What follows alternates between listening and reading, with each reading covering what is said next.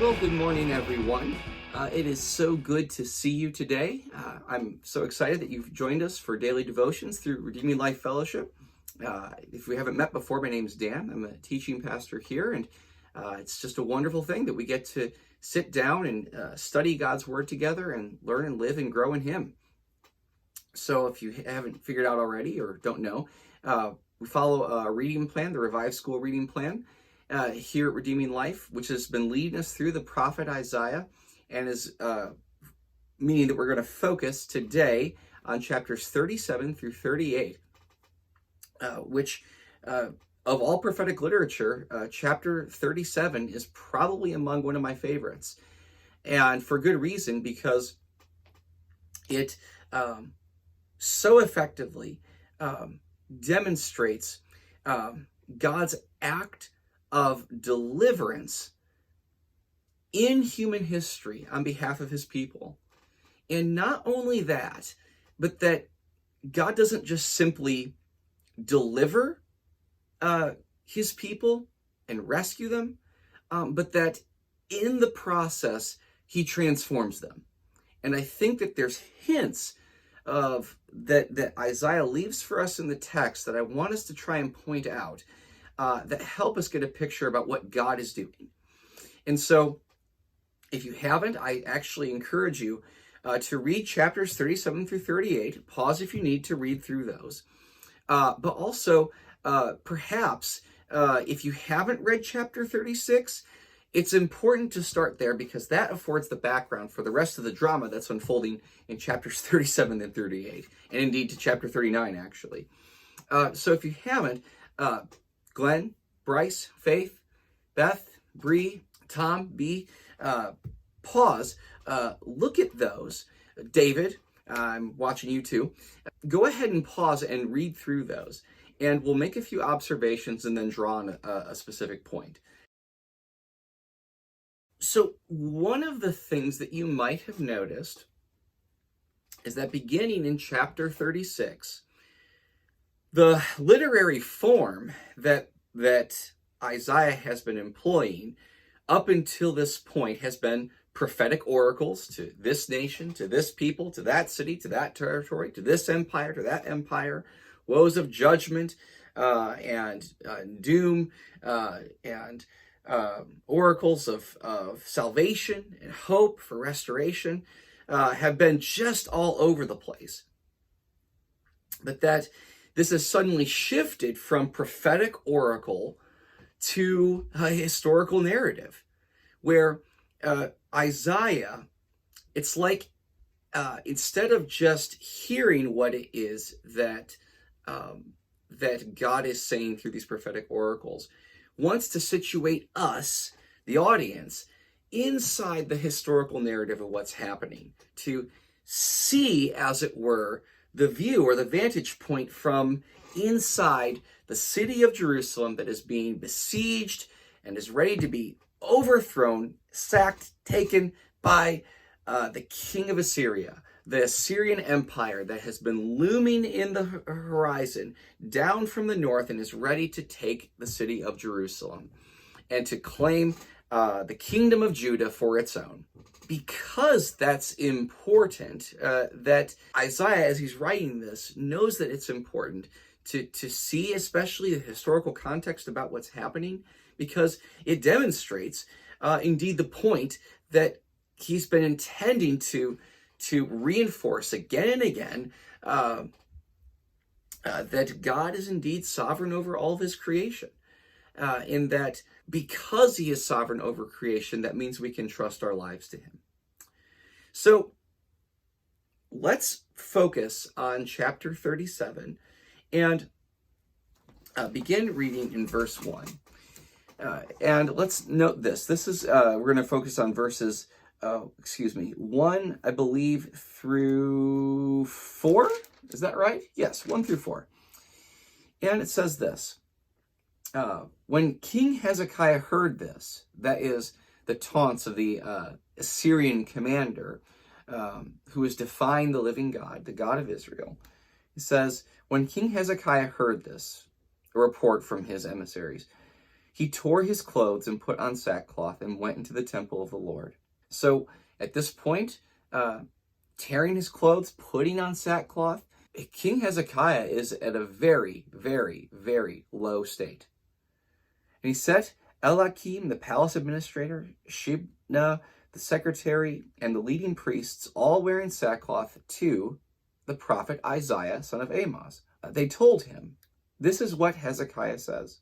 This day is a day of distress and rebuke and disgrace, as when children come to the point of birth and there is no strength to deliver them. All the resources have run out, and there's no hope for survival that Hezekiah can see." Listen to this. It may be, he doesn't know, it may be that the Lord your God will hear the words of the field commander, whom his master, the king of Assyria, has sent to ridicule the living God, and that he will rebuke him for the words the Lord your God has heard. Therefore, pray for the remnant that still survives. It's fascinating that, to my mind, that Hezekiah, in writing to Isaiah, sending him this message, refers to the God of Israel as the Lord your God, not the Lord our God. It betrays, I think, for Hezekiah, in his heart of hearts, some very serious doubt as to whether or not God is actually his God, that to his mind, God doesn't appear to be anywhere in the picture. And that he probably feels abandoned by God and is wondering where it is that he is, and that he doesn't even have the strength or the will to pray, but has to lean upon somebody else to pray for him.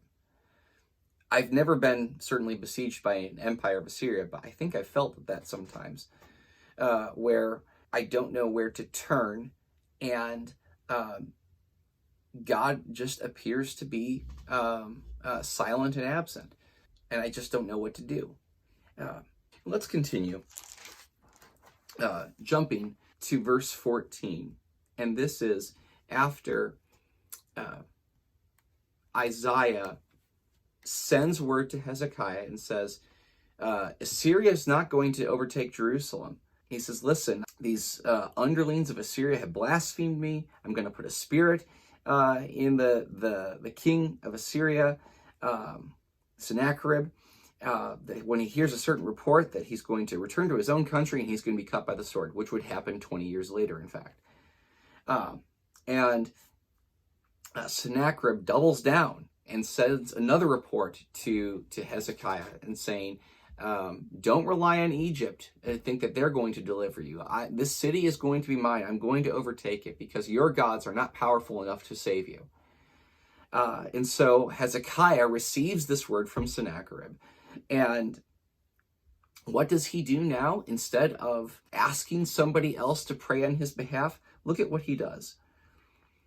Hezekiah received the letter from the messengers and read it. Then he went up to the temple of the Lord and spread it out before the Lord.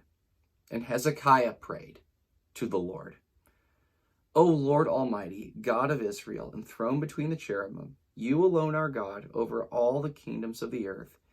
You have made heaven and earth. Give ear, O Lord, and hear. Open your eyes, O Lord, and see.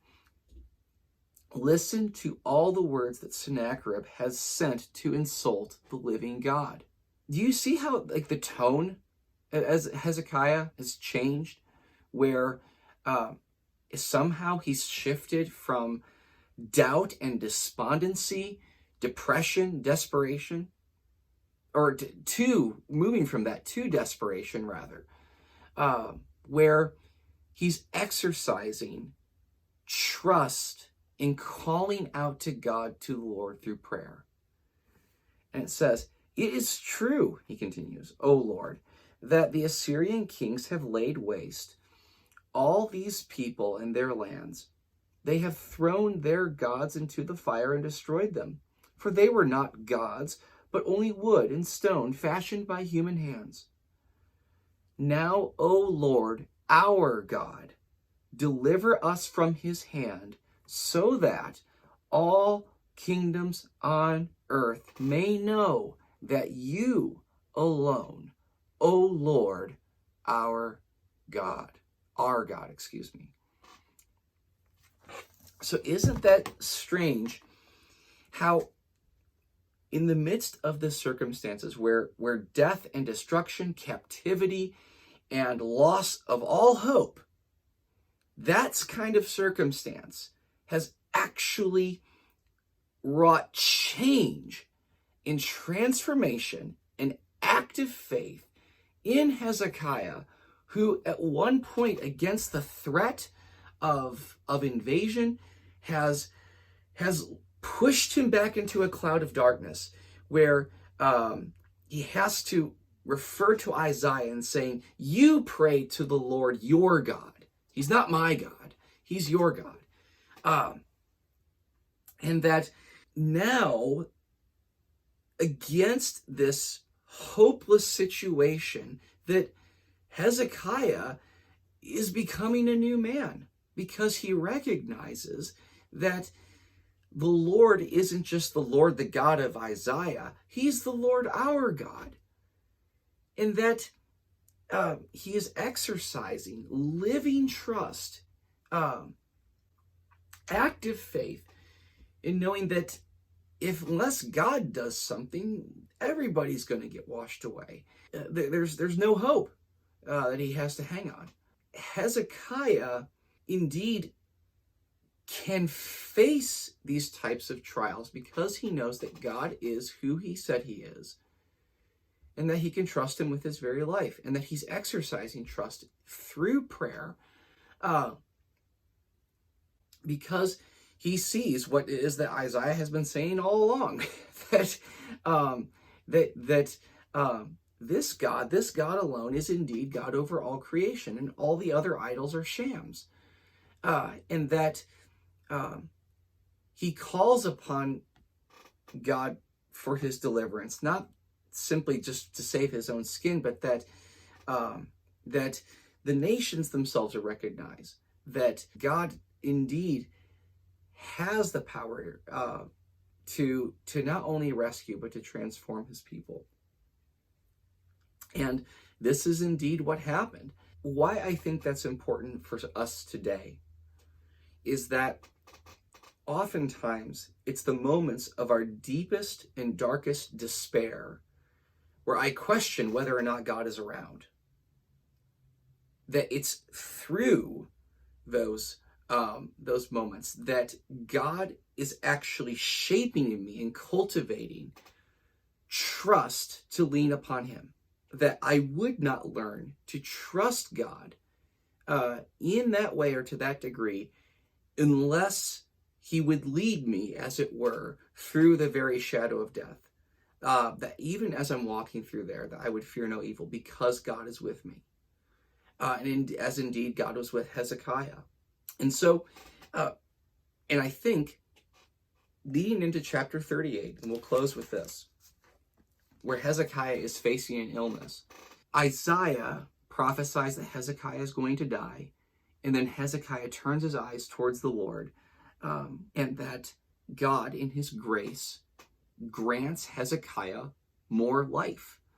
Indeed, almost like a second lease on life, as it were. And he says this.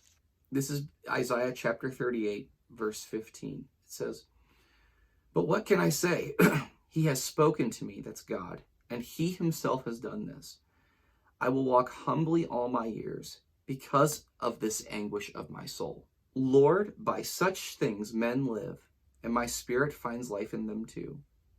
You restored me to health and let me live. Surely it was for my benefit that I suffered such anguish. In your love, you kept me from the pit of destruction. You have put all my sins behind your back. For the grave cannot praise you. Death cannot sing your praise. Those who go down to the pit cannot hope for your faithfulness. The living, they praise you. as I am doing today, fathers tell their children about your faithfulness. So I would encourage you. I do not know what depth of depression, despair, despondency that you are enduring right now. But remember the words of a Holocaust survivor and a Christian, Corrie ten Boom, who famously said that there is no pit so deep that God is not deeper still. And Hezekiah knew this because he lived it. And he could testify to the goodness of God. So don't quit. Turn your eyes towards God through prayer, through faith and trust. And commit your life wholly to him. Not only because he has the power to do this because he is God, but because he loves you and he hasn't given up on you. So be encouraged today. Even in the midst of your darkest point, God is indeed shaping you and me into people who learn how to trust and how to love and walk humbly with God because of who he is. So, Lord bless you and keep you. Thank you so much for taking time to read through us today. If you haven't, do subscribe to the YouTube channel so you get daily notifications to follow along with the reading plan. And I look forward to seeing you next Monday, if that's on the YouTube channel, or on Sunday and Wednesdays when we gather here in person and share a meal together and grow in the light of the glory of God. So God bless you and take care.